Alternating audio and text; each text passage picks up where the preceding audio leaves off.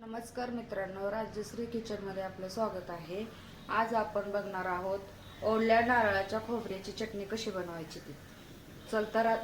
चला तर मग आपण बनवूयात। हे बघा, इथं मी मिक्सरचं भांडं घेतलेलं आहे। त्यामध्ये एक अर्धी वाटी मी ओलं किसलेलं खोबरं घेतलेलं आहे।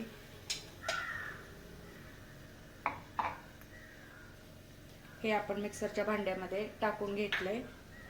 त्यानंतर एक चमचा सालं काढलेला शेंगदाणा घेतलेला आहे।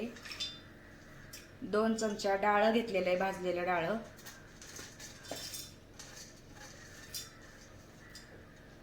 एक हिरवी मिरची घेतलेली आहे।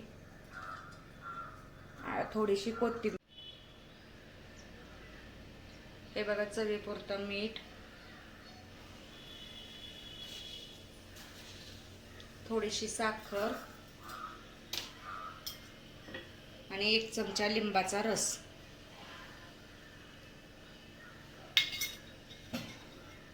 हे आपण आता आधी थोडंसं बारीक करून घेणार आहे, पाणी न घालताच।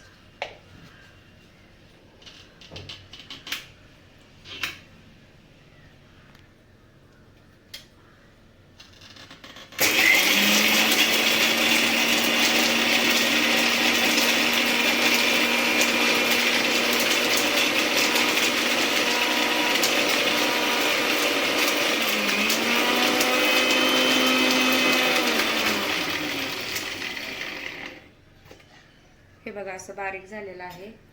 तर यात आपण आता पाणी घालणार आहोत थोडंसं।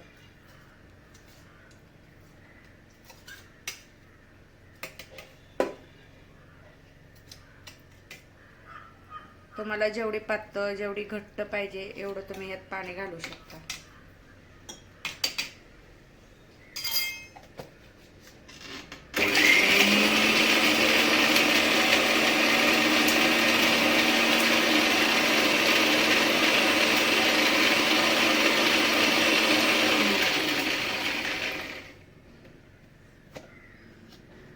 मी यात अजून थोडं पाणी घालत आहे, कारण ही चांगली पेस्ट आपली तयार झालेली नाहीये।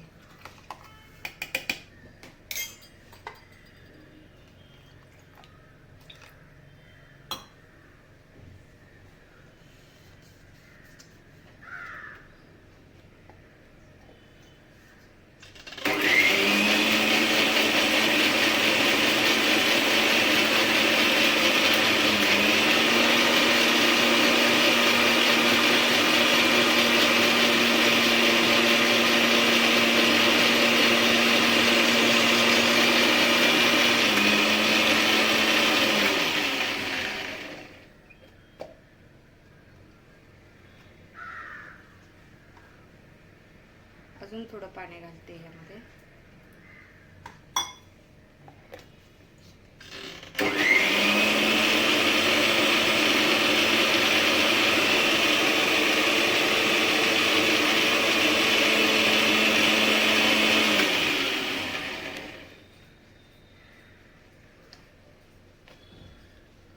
मला ही आप्पेसाठी लागणार आहे चटणी, त्यासाठी मी थोडी पातळ केलेली आहे।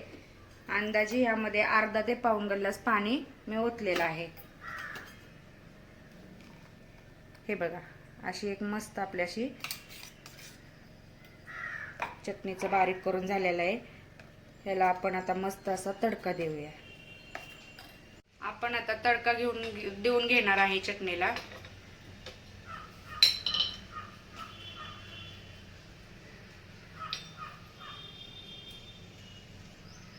त्यासाठी अंदाजे मी 1 चमचा तेल ओतलेलं आहे यामध्ये। हे चांगलं कडकडून देऊया।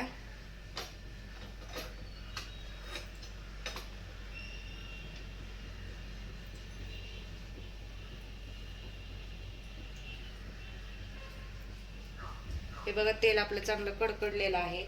यात आपण चिमूटभर मोहरी,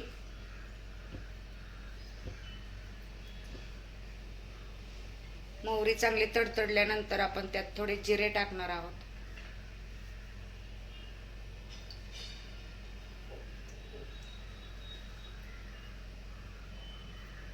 हे बघा, आपली मोहरी इथे तडतडलेली आहे। तर आपण यात चिमूटभर जिरे टाकलेत। 2-4 पानं कढीपत्ता, चिमूटभर हिंग.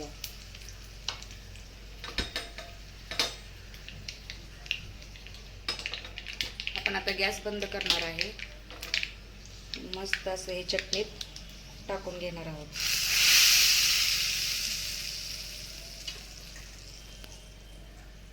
हे बघा,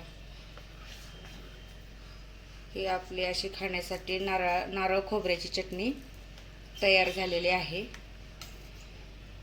तर रेसिपी आवडली असेल तर चॅनलला सबस्क्राईब आणि व्हिडिओला लाईक करा.